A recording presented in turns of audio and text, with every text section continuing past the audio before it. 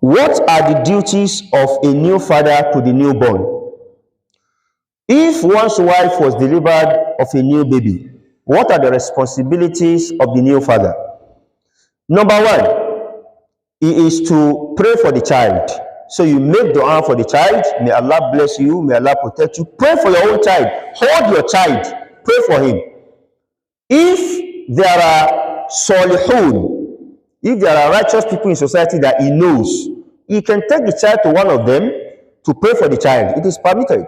The Sahaba used to bring their children to the Messenger of Allah sallallahu alaihi wasallam to pray for them. The Prophet used to do what is called a tahniq. You can also do tahniq. What is tahniq? You may put honey in your mouth, soften it with your saliva, and put it in the mouth of the child, so that the first thing the child tastes is honey. It is medicinal, inshallah. You may also chew a soft date in your mouth, chew it properly, and put some in the mouth of the child. Prophet used to do this for the children of the Sahaba. It is called a tahniq. So you can also do this. The ahadith that were reported concerning calling adhan, making adhan in the right ear of the newborn and the comma in the left ear are all weak ahadith. They are weak ahadith. It is not established in the sunnah of the Messenger of Allah sallallahu alaihi wasallam that he used to make the adhan and the iqamah in the right and left ear of the newborns respectively. So it should be abandoned.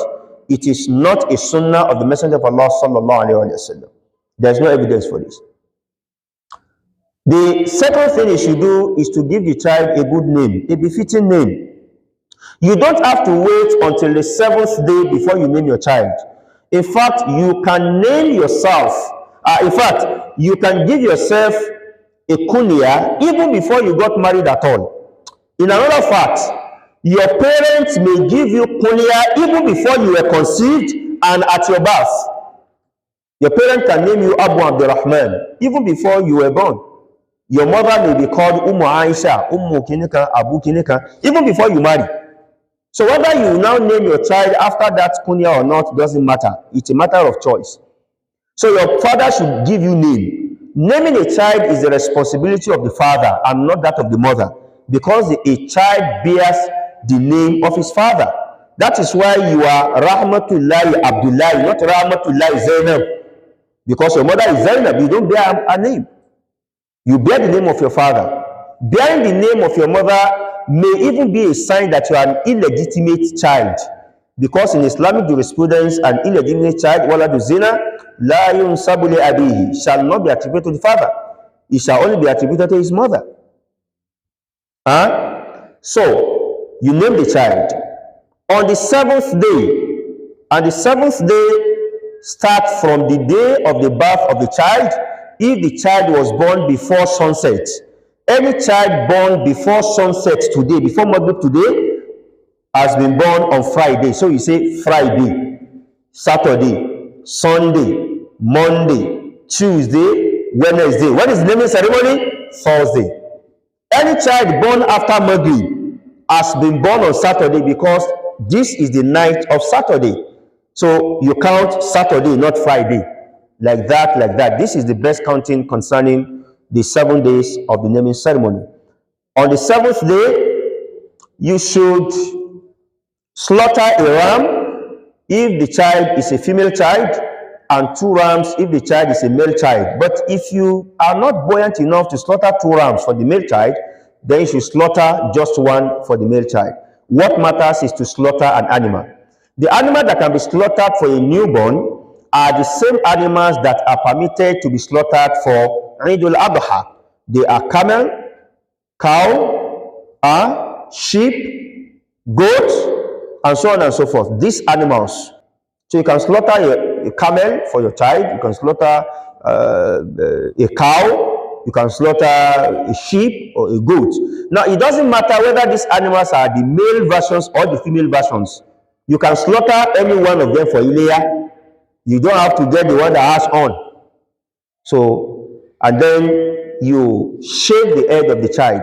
Shaving the head of the child is one of the sunan expected of the new father.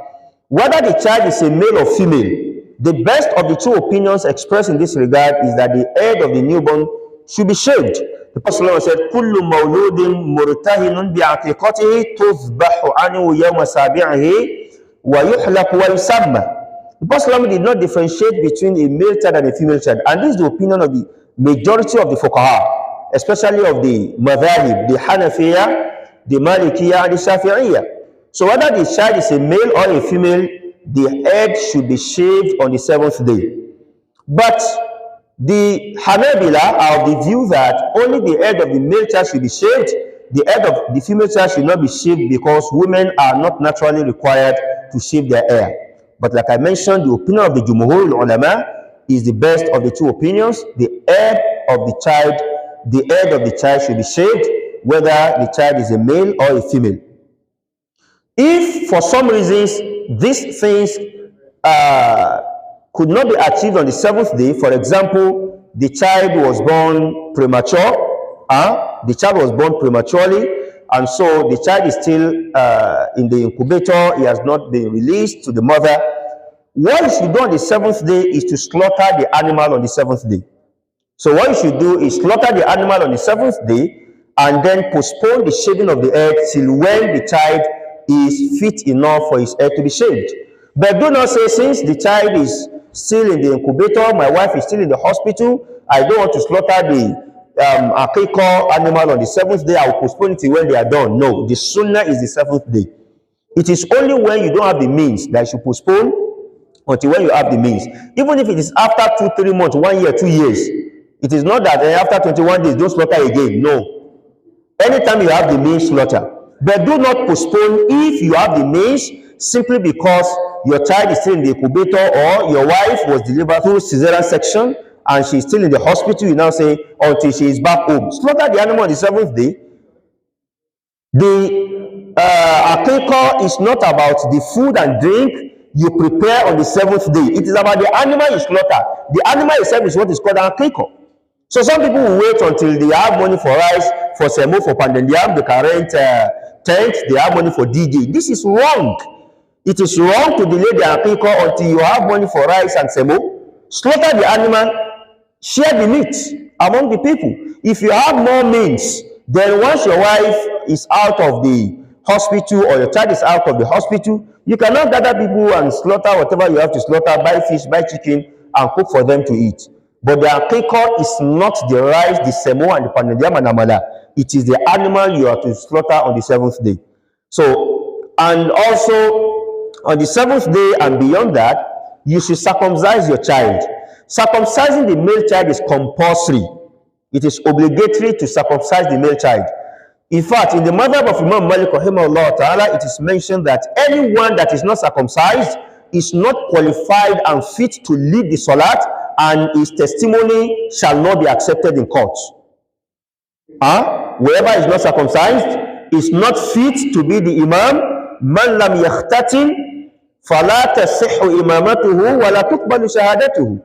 He is not fit to lead the salat because he has debt that has been kept in the skin over his penis. So he is not fit to be the imam, and if he comes to court to bear witness for anyone or against anyone, we shall send him back. He is not fit. For a woman, circumcision is mustahabu. It is better if she is circumcised. It's more recommended. But because of the danger associated with women's circumcision, especially in the hands of non-specialists, then one should be very careful. If you have a specialist that knows the part to be cut, that will not overcut what is expected to be cut from their clitoris, then you should allow the person to circumcise your daughter. It is better that they are circumcised. The ulama have mentioned that it reduces the gariza, the shahawa in women. It reduces their urge for sexual activities.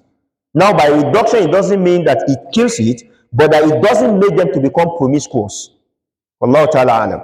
But if a female child is not circumcised, we only say that the parents taraku al-awla wal-afdal. They have abandoned what is better and more preferred. But if it was due to the lack of experts, then there is no problem. There is no sin upon them anyways. but they are better circumcised if there are experts that can do this, inshallah. Today, many people go to the internet to look for names. I watched a video recently where somebody named his child Bahubali. Bahubali. Now, Bahubali, I learned, wallahi, I don't know anything about Bahubali even before then. I learned Bahubali is an idol in India. I searched on Google and I realized that yes, he is one of the figures, one of the legends of India, and that a statue was even erected in his honor. But people got the name Bahubali from an Indian film. So you can imagine somebody, Abdullah, Abdurrahman, and all these beautiful names are there, but he chose instead Bahubali. Allah Ta'ala alam.